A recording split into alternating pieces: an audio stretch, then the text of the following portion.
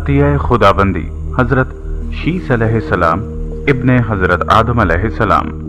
नाजरीन कराम, हजरत आदम अलैहिस्सलाम के बेटे काबिल ने अपने भाई हाबिल को कत्ल कर दिया तो अल्लाह ताला ने उसे कव्वे के जरिए भाई की लाश दफनाने का तरीका बताया, जिस पर अमल करते हुए उसने लाश दफना दी। अब उसे अपने वालिद के गुस्से का खौफ था। इस मौके पर शैतान ने काबिल को घर से भाग जाने की तरगीब दी, क्योंकि उसे ये खौफ लाहक था कि अगर काबिल हजरत आदम अलैहिस्सलाम के पास रहा तो कहीं तौबा व इस्तग़फ़ार के बाद दोबारा राह हक पर ना आ जाए। चुनाचे उसने काबिल से कहा, अब तुझे तेरे वालिद जिंदा नहीं छोड़ेंगे, तुझे कत्ल कर डालेंगे, तू यहाँ से भाग जा। काबिल को तो पहले ही इस बात का खौफ था, लिहाजा वो यमन फरार हो गया, जहाँ उसने सकूनत इख्तियार की और बातज़ां उसने शादियां भी की, जिनसे कसीर औलाद पैदा हुई। काबिल ने अपने वालिद के दीन हक से बगावत करके पहले आतिश परस्ती शुरू की, फिर शैतान ने उसे पत्थर से बुत बनाने का तरीका सिखा दिया। यूं काबिल और उसकी औलाद ने एक अल्लाह को छोड़कर बुत परस्ती शुरू कर दी। दुनिया में कत्ल गारत, हस्द व फसाद और बुत परस्ती की बुनियाद काबिल ही ने रखी। हजरत अब्दुल्ला बिन मसूद रज़ी अल्लाह तआला अन्हु से रिवायत है कि हजूर नबी करीम सल्लल्लाहु अलैहि वसल्लम ने फरमाया, दुनिया में जब भी कोई जुल्म से कत्ल होता है तो उसका एक गुनाह हजरत आदम अलैहिस्सलाम के बेटे काबिल की गर्दन पर जरूर होता है, इसलिए कि ये वो शख्स है जिसने जालिमाना कत्ल की इब्तिदा की और ये नापाक तरीका जारी किया। हजरत आदम अलैहिस्सलाम को जब बेटे के कत्ल की खबर मिली तो वो बहुत गमज़दा हो गए, क्योंकि हाबिल निहायत सआदतमंद, फरमाबरदार, नेक और शाइस्ता नौजवान था। उसके इन्हीं औसाफ़े हमीदा की बुनियाद पर हजरत आदम अलैहिस्सलाम को उम्मीद थी कि वो अल्लाह के दीन को आगे बढ़ाने में उनका मुआविन और मददगार साबित होगा।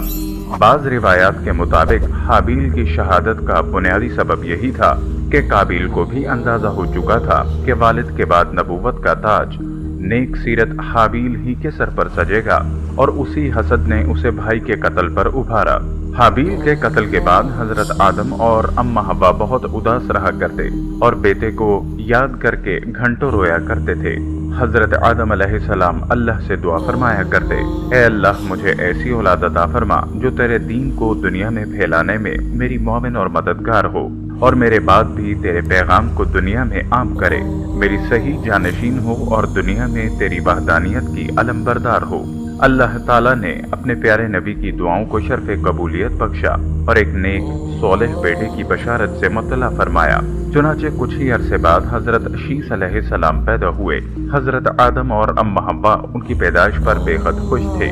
ये हजरत आदम अलैहिस्सलाम के तीसरे बेटे थे और उस वक्त उनकी उम्र 130 साल थी। अम्मा हव्वा अलैहिस्सलाम ने साहबजादे का नाम शीस रखा, जिसके अरबी में मानी अतिया खुदाबंदी के हैं, यानी अल्लाह की जानिब से अता किया गया खूबसूरत और खूबसीरत तोहफा। हजरत शीस अलैहिस्सलाम हुस्न जमाल, सूरत, शक्ल और अदातो अदवार में अपने वालिद से बहुत ज्यादा मुशाबिहा थे। हजरत आदम अलैहिस्सलाम और हजरत हव्वा को आपसे बहुत मोहब्बत थी। हजरत आदम अलैहिस्सलाम हजरत शीस अलैहिस्सलाम को हर वक्त अपने साथ रखते। आपको इस बात का इल्म हो चुका था कि उनकी औलाद में से ये बच्चा उनका जानशीन होगा, चुनाचे उन्होंने शुरू ही से उनकी तरबियत पर खसूसी तवज्जो दी। आप अलैहिस्सलाम हजरत शीस अलैहिस्सलाम को जन्नत का अहवाल सुनाते, अच्छे और बुरे की पहचान करवाते। जूं जूं हजरत शीस अलैहिस्सलाम बड़े होते गए, उनकी पोशीदा सलाहियतें और वालिदैन की तालीम और तरबियत रंग लाती रही। हजरत आदम अलैहिस्सलाम ने उनको दर्स व तदरीस और वाज़ व तबलीग के खूबसूरत और मुनफरिद तरीके सिखाए। उन्हें दिन रात की घड़ियों की पहचान करवाई, इन औकात में होने वाली इबादतों की तालीम दी। इसके अलावा तूफान नूह के बारे में भी आगाह किया और जो कुछ बाद में आना था। हजरत आदम अलैहिस्सलाम और हजरत हव्वा अलैहिस्सलाम को हजरत शीस अलैहिस्सलाम से बड़ी उम्मीद थी, जिसकी बड़ी वजह यह थी कि उनका एक बेटा कत्ल हो गया, दूसरा शैतान का पैरोकार बनकर कुफर के रास्ते पर चल निकला था। अब अल्लाह के दीन को आगे फैलाने और शैतान के शर का मुकाबला करने के लिए हजरत आदम अलैहिस्सलाम के बाद हजरत शीस अलैहिस्सलाम ही थे। चुनाचे जब हजरत आदम अलैहिस्सलाम की वफात का वक्त करीब आया तो उन्होंने हजरत शीस अलैहिस्सलाम को अपना खलीफा और जानशीन नामजद किया। 960 वर्ष की उम्र में हजरत आदम अलैहिस्सलाम ने वफात पाई। हजरत शीस अलैहिस्सलाम ने حضرت جبرائیل امین کے بتائے ہوئے طریقے کے مطابق حضرت آدم علیہ السلام کی تدفین کی۔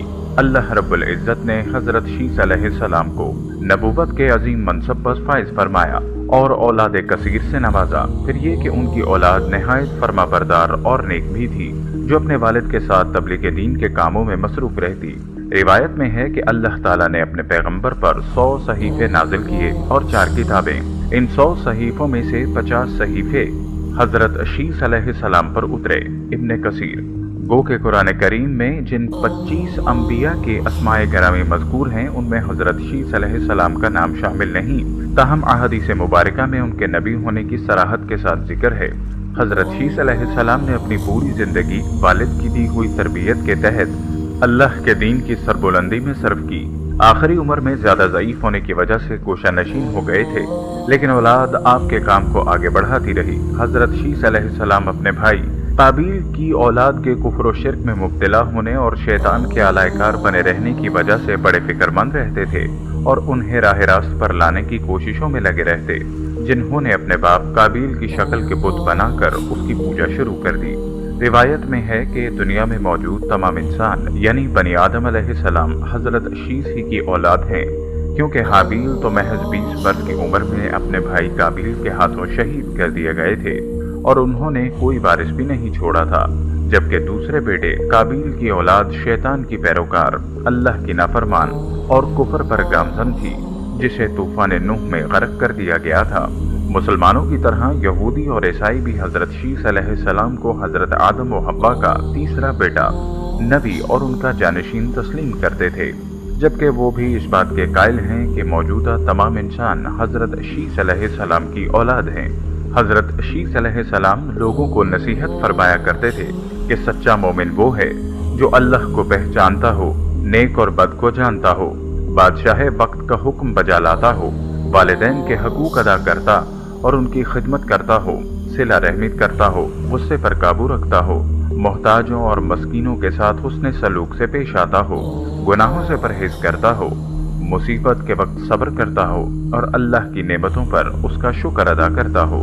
حضرت آدم علیہ السلام کے انتقال کا وقت قریب آیا تو انہوں نے بیٹے حضرت شیس علیہ السلام کو اپنے قریب بلایا اور نصیحت فرمائی، اے میرے سعادت مند برخودار، تم میرے جانشین بنو گے، چنانچہ تم تقوی اختیار کرو اور جب بھی اللہ کا ذکر کرو تو اس کے ساتھ اس کے محبوب حضرت محمد صلی اللہ علیہ وسلم کا نام ضرور لیا کرو، کیونکہ میں نے ان کا نام عرش پر اس وقت لکھا دیکھا جبکہ میں روح اور مٹی کے درمیانی حالت میں تھا۔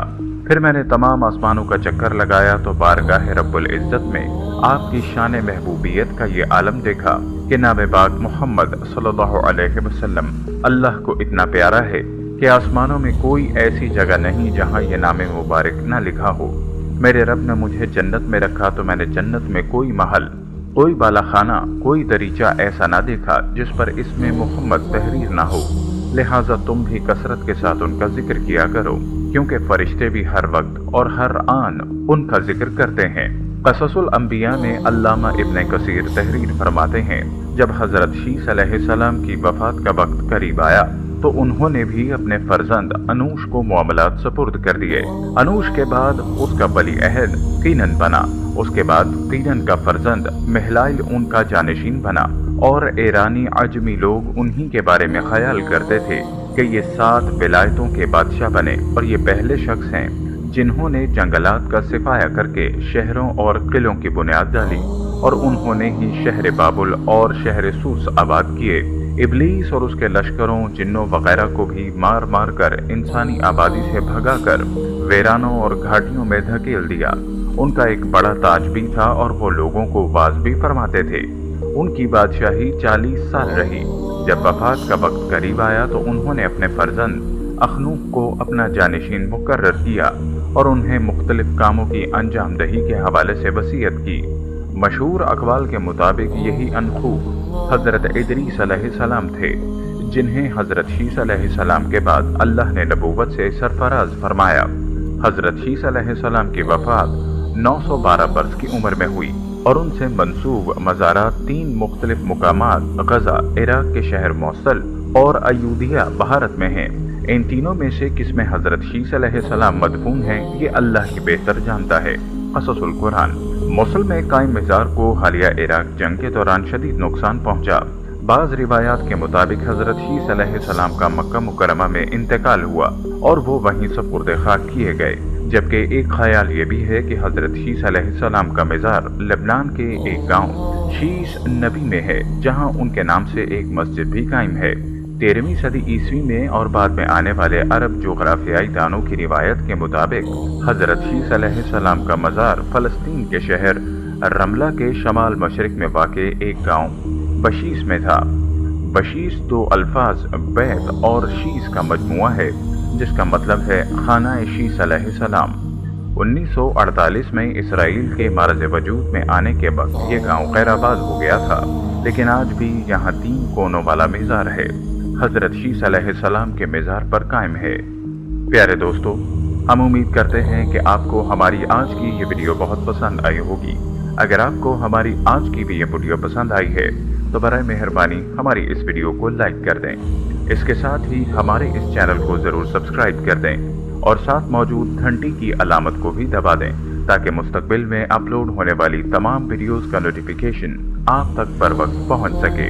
हज़रत आदम अलैहिस्सलाम ने सारे आसमानों और जन्नत के बाला खानों में आप सल्लल्लाहु अलैहि वसल्लम का इसमें गरामी मोहम्मद लिखा हुआ देखा, जो इस बात की दलील है कि आप अलैहिस्सलाम का नाम घर में मौजूद हो तो ये बाइस बरकत है।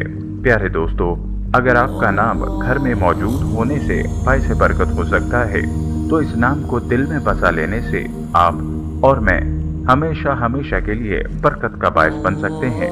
आइए एक बार मिलकर आप सल्लल्लाहु अलैहि वसल्लम की बारगाह रसालत में हदिया दरूद पेश करते हैं। दोस्तों, हमारी आज की ये वीडियो आपको कैसी लगी आपने कमेंट में हमें जरूर बताना है, और आज की इस वीडियो को अपने दोस्तों के साथ ज्यादा से ज्यादा शेयर भी करें। अगर आप चाहते हैं कि हम आपके लिए आपकी मर्जी का कोई मौजू लेकर आएं तो आप इस बारे में हमें कमेंट सेक्शन में बता सकते हैं। हम ये उम्मीद करते हैं कि आपको हमारी आज की ये वीडियो जरूर पसंद आई होगी। अगर आपको हमारी आज की ये वीडियो पसंद आई है तो सबसे पहले तो इसको लाइक करें और अपनी राय का इजहार कमेंट सेक्शन में करें। अल्लाह ताला आपका, हमारा और तमाम अहले ईमान का हामी और नासिर हो। आमीन।